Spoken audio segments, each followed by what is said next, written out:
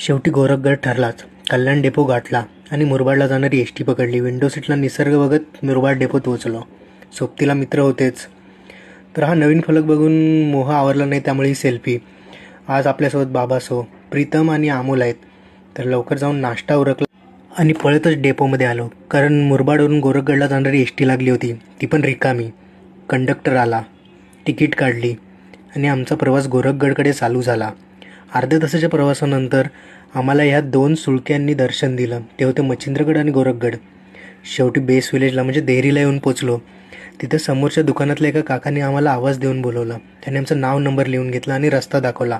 त्यांनी सांगितलेल्या रस्त्याकडे चालत गेलो. गोरखगडकडे जाण्याचा बोर्ड दिसला आणि फायनली कमानीने आमचं स्वागत केलं. तर कमानीच्या इथं थोड्या वेळ थांबलो, फोटोशूट उरकला आणि आमची पावले कमान ओलांडून वरती वळाली. गडाखालच्या मंदिरात काहीतरी कार्यक्रम होता, त्याची लगबग, पताका लावणं चालू होतं.